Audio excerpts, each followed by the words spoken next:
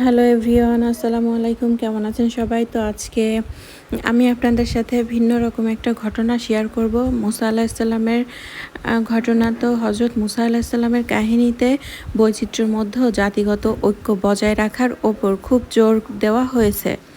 মুসা আলাহিসাল্লাম যখন তুর পাহাড়ে আল্লাহর সাক্ষাতে যান এবং হজরত হারুন আলাহিসাল্লামকে তার স্থলাভিষিক্ত করেন, তখন বনি ইসরায়েলে একদল গোমরা হয়ে গিয়ে বাছুর পূজা করতে শুরু করে।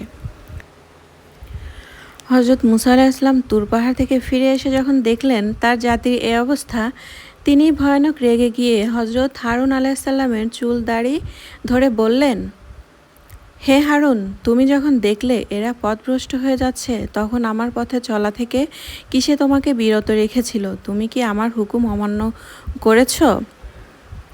মানে তারা যখন গোমরা হয়ে যাচ্ছে, তুমি কেন জোর জবরদস্তি করে হলেও তাদের বাধা দাওনি?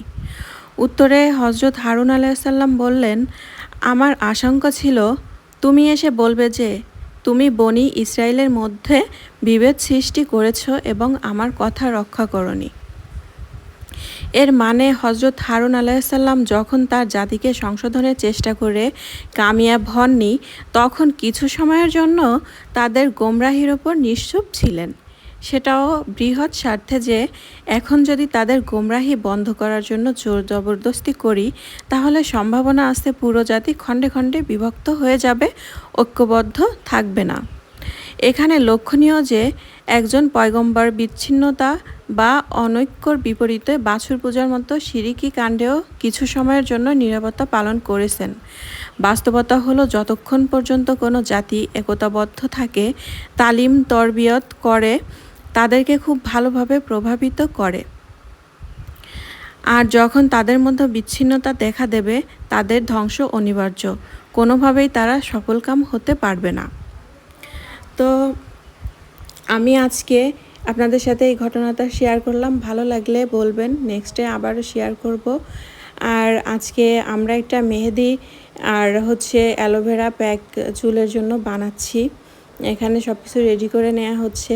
এই যে মেহেদি পাতাগুলো বেটে নেওয়া হচ্ছে। এগুলো খুব সুন্দর করে আমরা অ্যালোভেরা জেলটা বের করব। এরপরে অ্যালোভেরা জেল এই যে কেটে নিচ্ছি। কেটে নিয়ে অ্যালোভেরা জেল বের করে তারপরে একসাথে মিক্স করে তারপরে এটা আমরা চুলে লাগাবো। এটা চুলের জন্য খুবই উপকারী। এটা আমার একদম নিজের পরীক্ষা করা। আমি নিজে এটা অনেক আগে থেকেই প্যাকগুলো ইউজ করতাম। তারপরে মাঝে কিছুদিন হলো এগুলো বন্ধ করছি, এর জন্য চুল অনেক ড্যামেজ হয়ে গেছে। তো যাদের চুল ভালো করতে চান, ড্যামেজ ফ্রি করতে চান, তারা এই অ্যালোভেরা প্যাকটা, মেহেদি প্যাকটা এভাবে ইউজ করতে পারেন। তো আমি আজকে অ্যালোভেরার মধ্যে নিছি অ্যালোভেরা আর মেহেদি।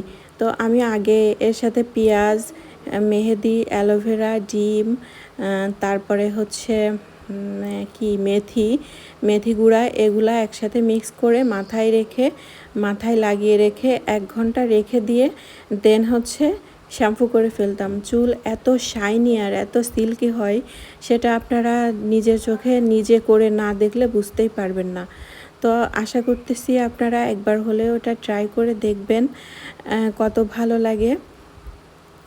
আর আরও এই ধরনের অনেক টিপস বা রূপচর্চা, রান্না, তারপরে আমার লাইফস্টাইল ব্লগ, এগুলা দেখার জন্য পেজটাকে ফলো দিবেন আর লাইক, কমেন্ট ও শেয়ার করবেন। আর যদি ইউটিউবে দেখে থাকেন তাহলে ইউটিউবের চ্যানেলটা অবশ্যই সাবস্ক্রাইব করে দিবেন। তো এটা ফাইনাল লুক, এটা মিক্স করে নিছি। তো আজকের মতো বিদায় নিচ্ছি। দেখা হবে নেক্সট ভিডিওতে। সে পর্যন্ত সবাই ভালো থাকবেন, সুস্থ থাকবেন। আল্লাহ হাফেজ।